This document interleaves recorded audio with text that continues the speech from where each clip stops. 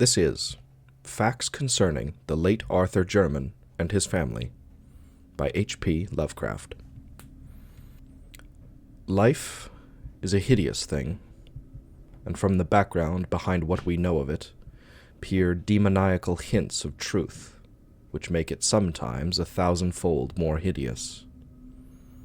Science, already oppressive with its shocking revelations, will perhaps be the ultimate exterminator of our human species, if a separate species we be, for its reserve of unguessed horrors could never be borne by mortal brains if loosed upon the world. If we knew what we are, we should do as Sir Arthur Jermyn did, and Arthur Jermyn soaked himself in oil and set fire to his clothing one night. No one placed the charred fragments in an urn or set a memorial to him who had been, for certain papers and a certain boxed object were found, which made men wish to forget. Some who knew him do not even admit that he ever existed. Arthur Jermyn went out on the moor and burned himself after seeing the boxed object which had come from Africa. It was this object, and not his peculiar personal appearance, which made him end his life.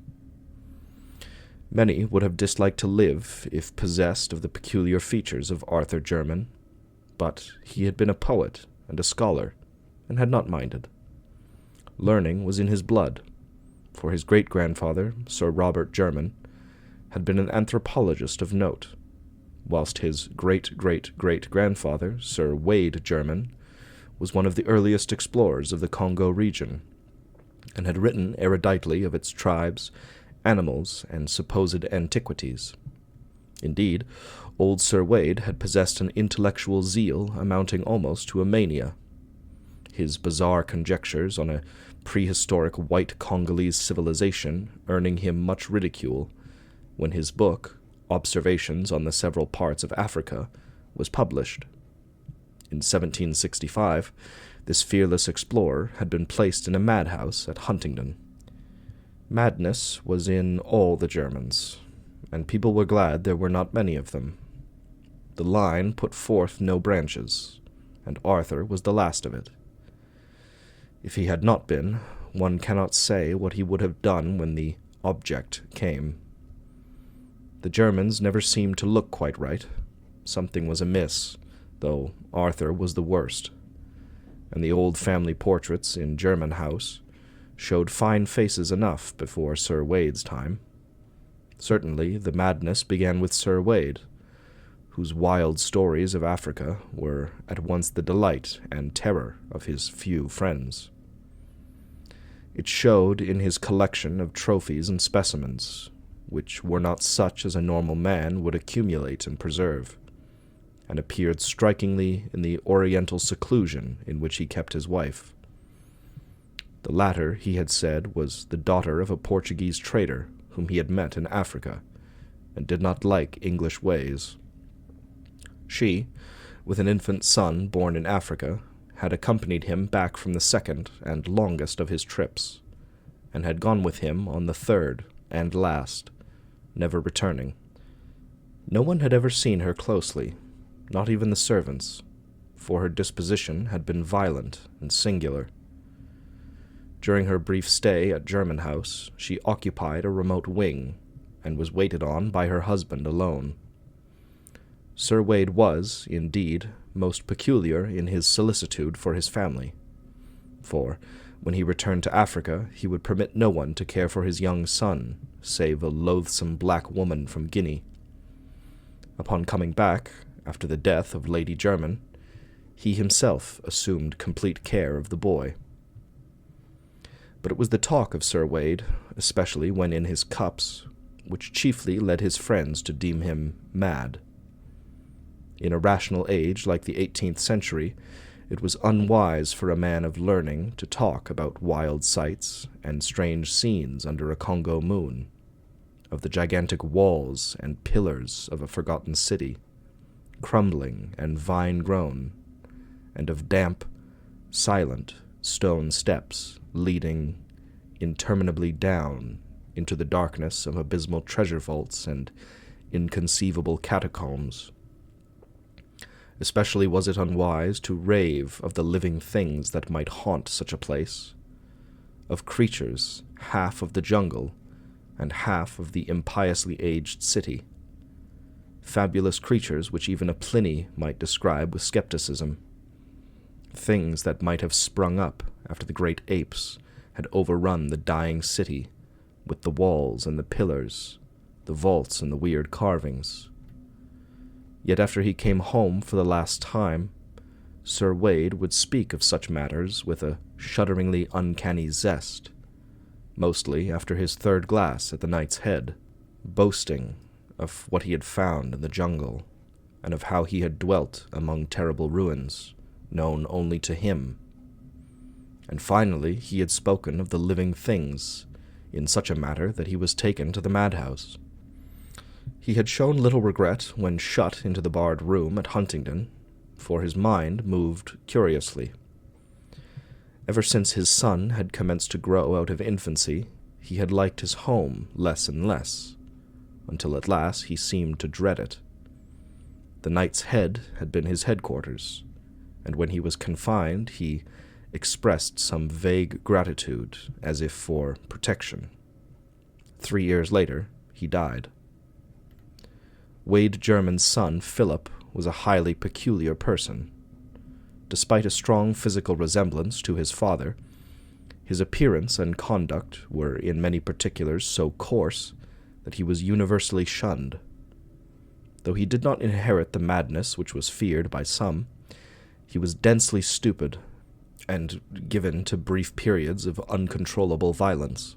In frame he was small, but intensely powerful, and was of incredible agility.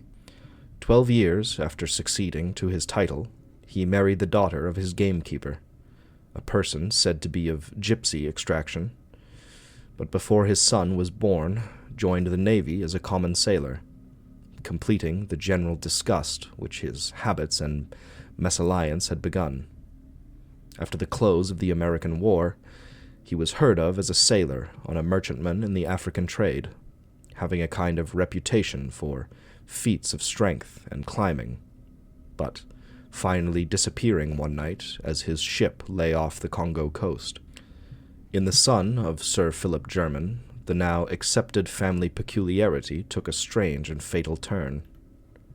Tall and fairly handsome, with a sort of weird Eastern grace, despite certain slight oddities of proportion, Robert Jermyn began life as a scholar and investigator. It was he who first studied scientifically the vast collection of relics which his mad grandfather had brought from Africa, and who made the family name as celebrated in ethnology as in exploration. In 1815, Sir Robert married a daughter of the 7th Viscount Brightholme, and was subsequently blessed with 3 children, the eldest and youngest of whom were never publicly seen on account of deformities in mind and body. Saddened by these family misfortunes, the scientist sought relief in work, and made 2 long expeditions in the interior of Africa. In 1849, his second son, Neville, a singularly repellent person who seemed to combine the surliness of Philip Jermyn with the hauteur of the Brightholmes, ran away with a vulgar dancer, but was pardoned upon his return in the following year. He came back to Jermyn House a widower with an infant son, Alfred, who was one day to be the father of Arthur Jermyn.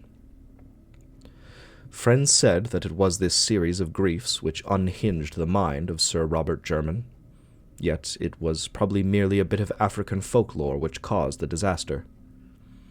The elderly scholar had been collecting legends of the Onga tribes near the field of his grandfather's and his own explorations, hoping in some way to account for Sir Wade's wild tales of a lost city, peopled by strange hybrid creatures.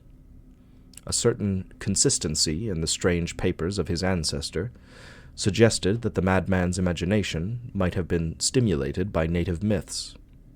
On October 19, 1852, the explorer Samuel Seton called at Jermyn House with a manuscript of notes collected amongst the Ongas, believing that certain legends of a grey city of white apes, ruled by a white god, might prove valuable to the ethnologist.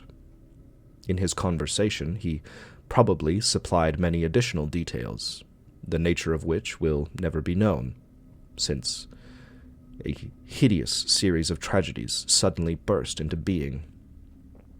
When Sir Robert Jermyn emerged from his library, he left behind the strangled corpse of the explorer, and before he could be restrained, he had put an end to all 3 of his children, the 2 who were never seen, and the son who had run away.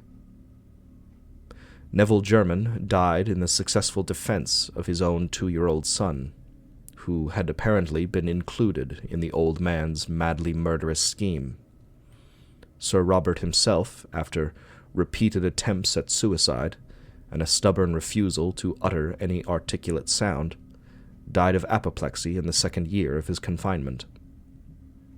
Sir Alfred Jermyn was a baronet before his 4th birthday, but his tastes never matched his title.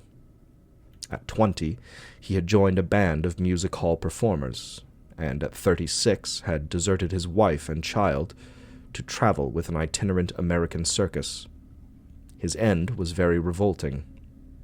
Among the animals in the exhibition with which he traveled was a huge bull gorilla of lighter color than the average, a surprisingly tractable beast of much popularity with the performers.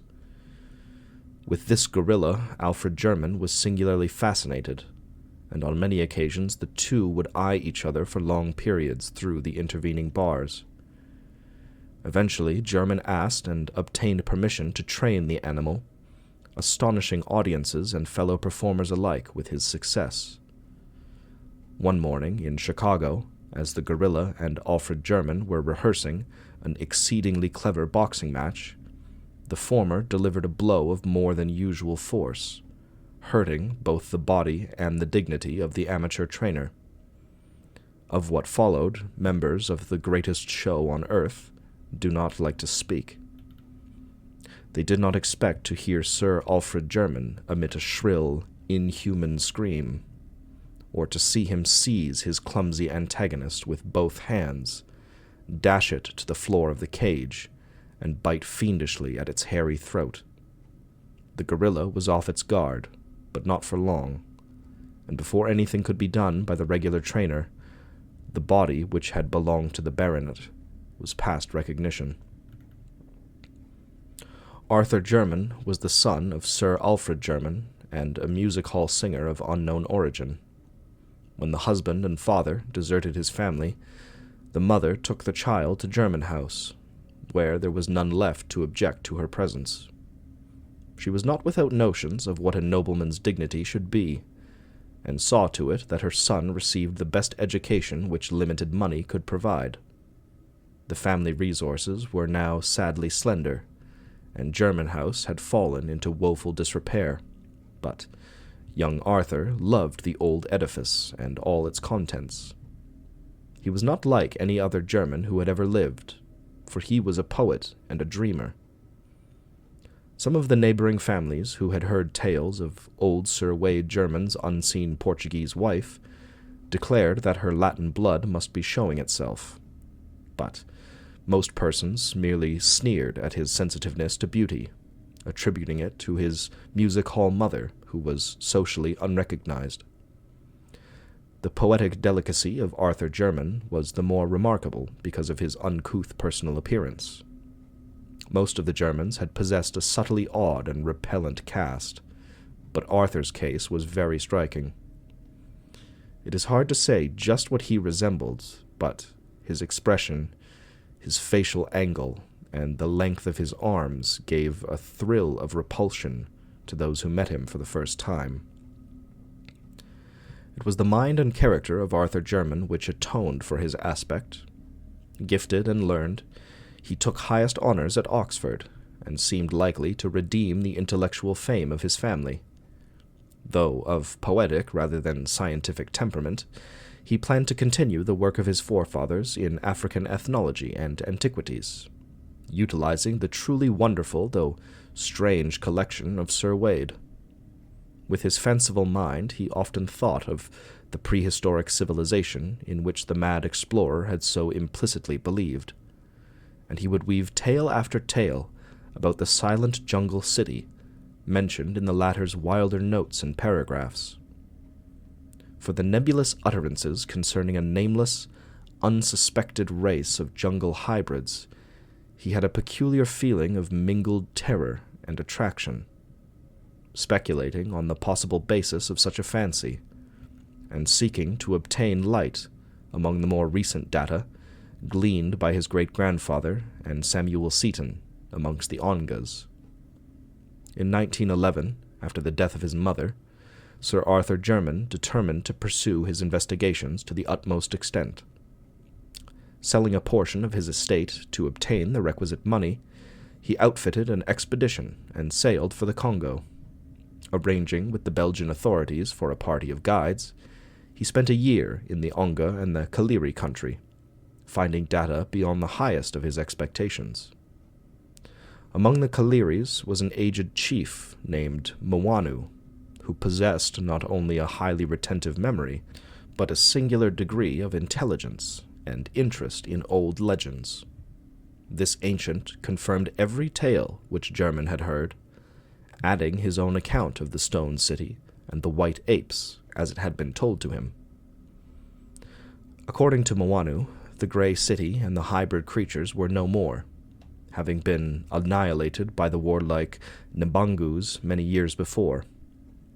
This tribe, after destroying most of the edifices and killing the living beings, had carried off the stuffed goddess which had been the object of their quest, the white ape goddess which the strange beings worshipped, and which was held by Congo tradition to be the form of one who had reigned as a princess among those beings.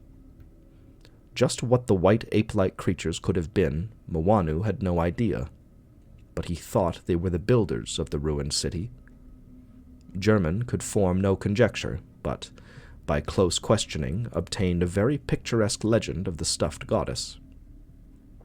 The ape princess, it was said, became the consort of a great white god who had come out of the west. For a long time they had reigned over the city together, but when they had a son, all three went away. Later, the god and the princess had returned, and upon the death of the princess, her divine husband had mummified the body and enshrined it in a vast house of stone, where it was worshipped. Then he had departed alone. The legend here seemed to present three variants. According to one story, nothing further happened, save that the stuffed goddess became a symbol of supremacy for whatever tribe might possess it. It was for this reason that the Mbangus carried it off. A second story told of the god's return and death at the feet of his enshrined wife. A third told of the return of the son, grown to manhood, or apehood, or godhood, as the case might be, yet unconscious of his identity. Surely the imaginative blacks had made the most of whatever events might lie behind the extravagant legendary. Of the reality of the jungle city described by old Sir Wade, Arthur Jermyn had no further doubt, and was hardly astonished when, early in 1912, he came upon what was left of it. Its size must have been exaggerated, yet the stones lying about proved that it was no mere Negro village.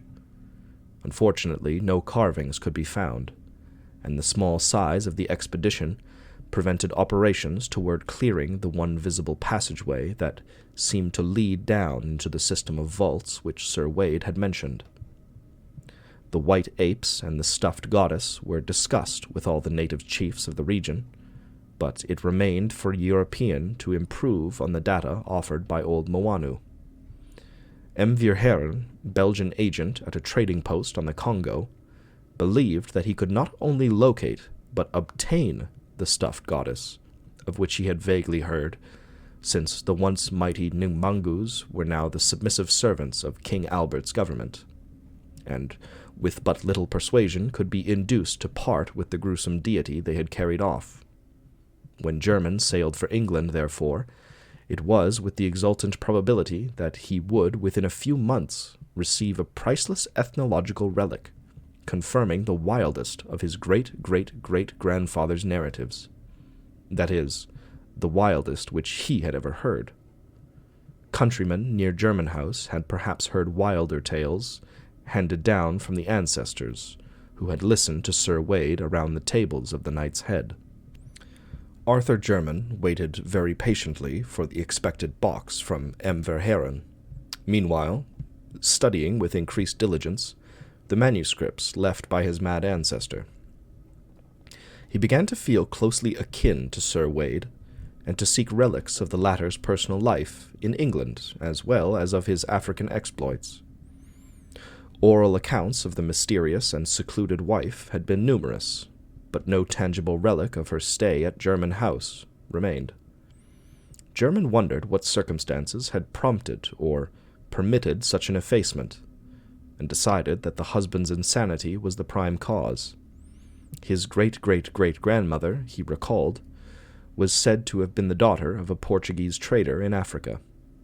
No doubt her practical heritage and superficial knowledge of the Dark Continent had caused her to flout Sir Wade's talk of the interior, a thing which such a man would not be likely to forgive. She had died in Africa, perhaps dragged thither by a husband determined to prove what he had told. But as Jermyn indulged in these reflections, he could not but smile at their futility, a century and a half after the death of both of his strange progenitors. In June 1913, a letter arrived from M. Verhaeren, telling of the finding of the stuffed goddess. It was, the Belgian averred, a most extraordinary object, an object quite beyond the power of a layman to classify. Whether it was human or simian, only a scientist could determine, and the process of determination would be greatly hampered by its imperfect condition. Time and the Congo climate are not kind to mummies, especially when their preparation is as amateurish as seemed to be the case here. Around the creature's neck had been found a golden chain bearing an empty locket on which were armorial designs, no doubt some hapless traveller's keepsake, taken by the Mbangus and hung upon the goddess as a charm. In commenting on the contour of the mummy's face, M. Verhaeren suggested a whimsical comparison, or, rather, expressed a humorous wonder just how it would strike his correspondent, but was too much interested scientifically to waste many words in levity. The stuffed goddess, he wrote, would arrive duly packed about a month after receipt of the letter. The boxed object was delivered at Jermyn House on the afternoon of August the 3rd, 1913, being conveyed immediately to the large chamber which housed the collection of African specimens as arranged by Sir Robert and Arthur. What ensued can best be gathered from the tales of servants, and from things and papers later examined. Of the various tales, that of aged Soames, the family butler, is most ample and coherent. According to this trustworthy man, Sir Arthur Jermyn dismissed everyone from the room before opening the box, though the instant sound of hammer and chisel showed that he did not delay the operation. Nothing was heard for some time. Just how long Soames cannot exactly estimate, but it was certainly less than a quarter of an hour later that the horrible scream, undoubtedly in Jermyn's voice, was heard. Immediately afterward, Jermyn emerged from the room, rushing frantically toward the front of the house, as if pursued by some hideous enemy. The expression on his face, a face ghastly enough in repose, was beyond description. When near the front door, he seemed to think of something, and turned back in his flight, finally disappearing down the stairs to the cellar. The servants were utterly dumbfounded, and watched at the head of the stairs, but their master did not return. A smell of oil was all that came up from the regions below. After dark, a rattling was heard at the door, leading from the cellar into the courtyard, and a stable boy saw Arthur Jermyn, glistening from head to foot with oil, and redolent of that fluid, steal furtively out and vanish on the black moor surrounding the house. Then, in an exultation of supreme horror, everyone saw the end. A spark appeared on the moor, a flame arose, and a pillar of human fire reached to the heavens. The house of Jermyn no longer existed. The reason why Arthur Jermyn's charred fragments were not collected and buried lies in what was found afterward, principally the thing in the box. The stuffed goddess was a nauseous sight, withered and eaten away, but it was clearly a mummified white ape of some unknown species, less hairy than any recorded variety, and infinitely nearer to mankind, quite shockingly so. A detailed description would be rather unpleasant, but two salient particulars must be told, for they fit in revoltingly with certain notes of Sir Wade Jermyn's African expeditions, and with the Congolese legends of the White God and the Ape Princess. The two particulars in question are these. The arms on the golden locket about the creature's neck were the Jermyn arms, and the jocose suggestion of M. Verhaeren about a certain resemblance as connected with the shriveled face, applied with vivid, ghastly, and unnatural horror to none other than the sensitive Arthur Jermyn, great-great-great-grandson of Sir Wade Jermyn and an unknown wife. Members of the Royal Anthropological Institute burned the thing and threw the locket into a well, and some of them do not admit that Arthur Jermyn ever existed.